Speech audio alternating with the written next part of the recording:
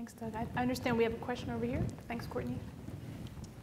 Yes, hi. It's a question for, actually two questions, one for Robin and one for the overall panel, I guess. First question is, how do you how do you manage the press? You mentioned that you started very early, laid down the groundwork, which I think is fantastic, but how do you manage a press that wants to print a story tomorrow for 2 years before you actually go to the press conference?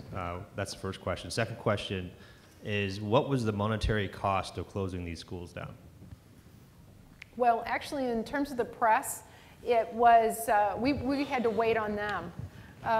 This was a complicated story, particularly the financial and real estate pieces of it.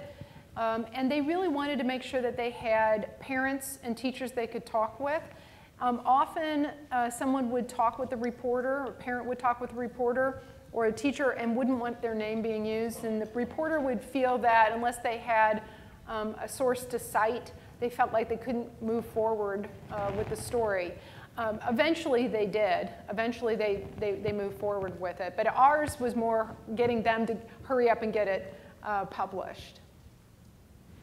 In terms of the cost, I think $250,000, I think, was the overall cost. $250,000. And we were able to, the mayor was able to, through his relationship with the business community, and because of the work that we had done with William and Greg and the confidence that the business community felt in the process of closure, able to raise a substantial portion of that from the community, including the in-kind contribution from an internationally known PR firm. And we also had the advantage of having a storage facility for which we had to pay nothing.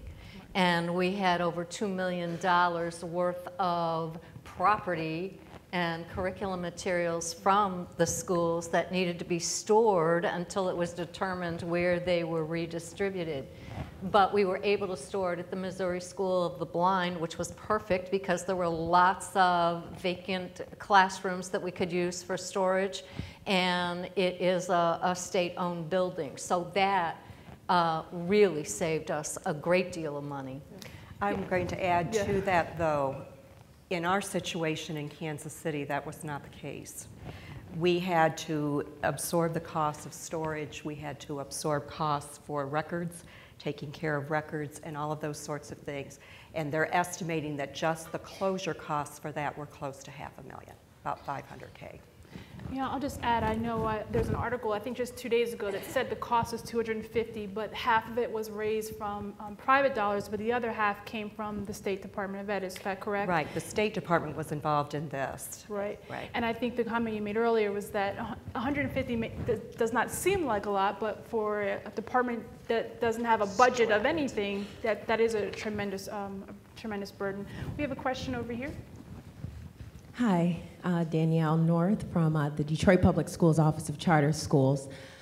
This reminds me a lot of Jonathan Kozol's book, Savage Inequalities, and I was actually reading it recently, and I'm thinking, I wonder how things are going now that charters are in place. So it kind of saddens my heart to see that charters are in place and it's still not necessarily the answer, or at least it hasn't solved the problem yet. So that's a comment. My question would be, were there any thoughts around doing a grassroots community development effort around reaching out to the parents, being as that it's an urban transient population?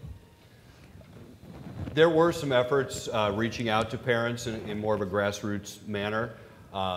We had the support from BAO, Yes. which was really great and very helpful in reaching out to parents and talking to parents and educating them. You know, I think the comment that it saddens our heart to see that charter schools aren't the answer or things were still unsettling. It's the bargain, though. Mm-hmm. This is 6 schools that if these 6 schools had been part of a district, they would be open another 30 years, mm-hmm. maybe. Mm-hmm.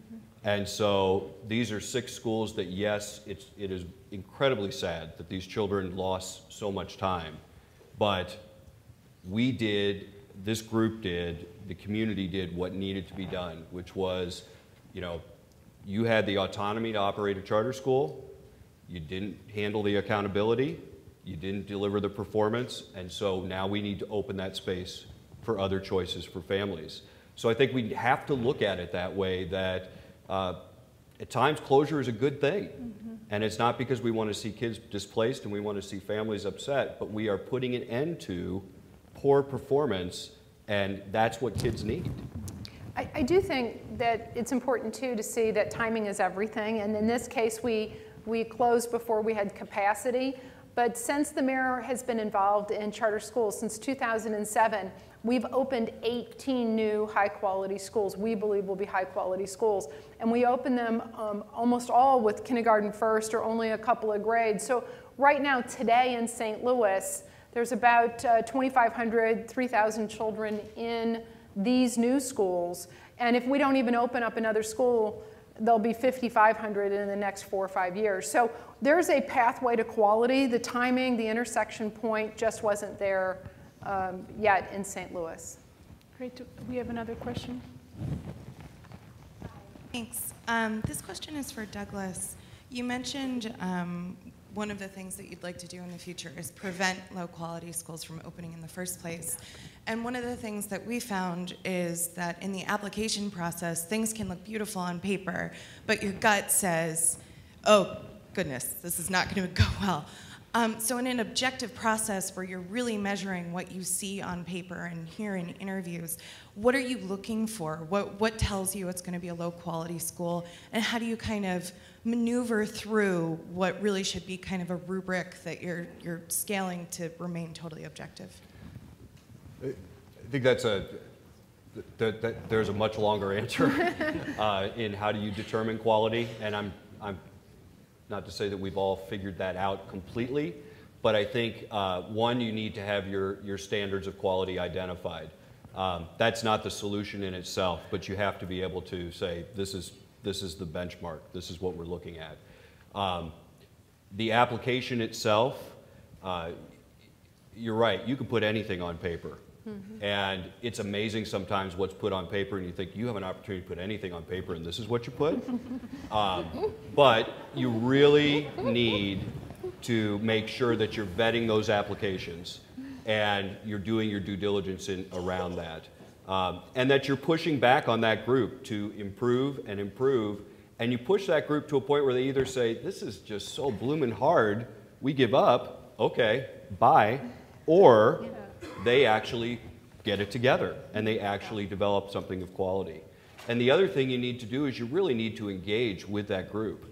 You need to see their board meeting. You need to see them thinking through these processes. You need to provide training to them beforehand to make sure they really get what it's going to be like to operate a school.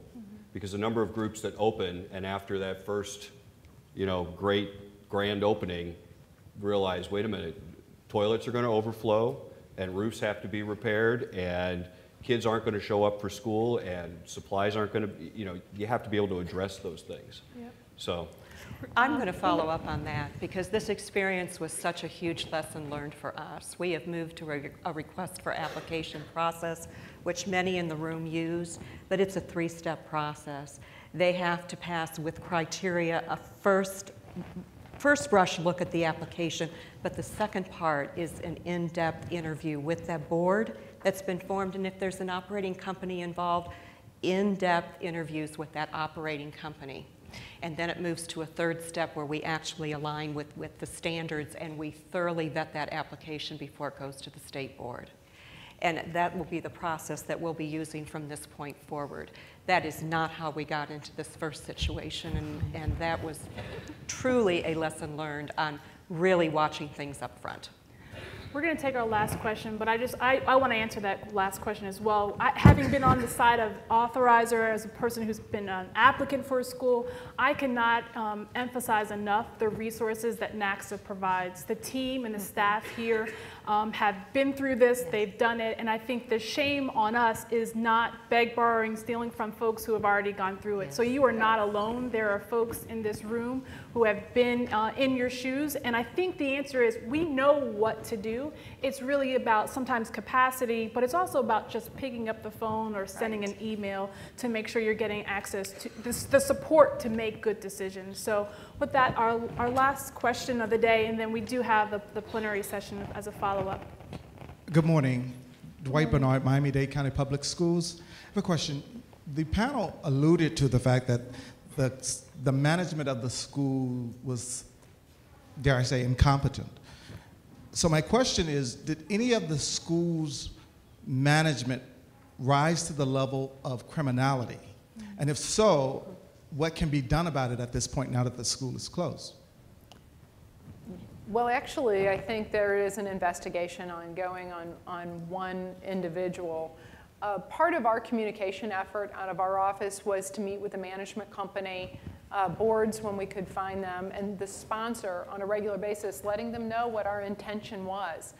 We first asked that they dramatically improve their performance and not grow.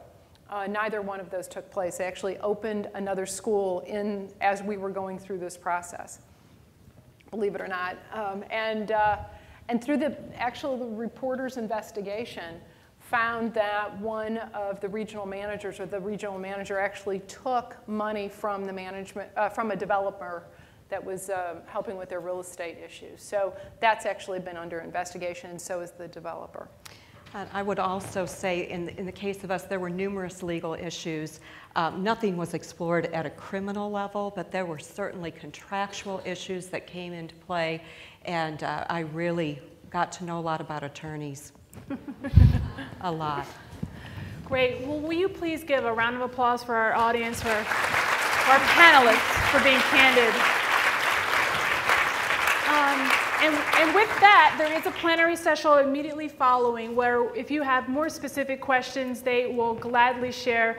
Again, I just want to thank you all for being candid, sharing your warts, but also, again, hope that you all feel like this can be done on behalf of the students and families that we are attempting to serve, and that we should hold ourselves to a higher standard.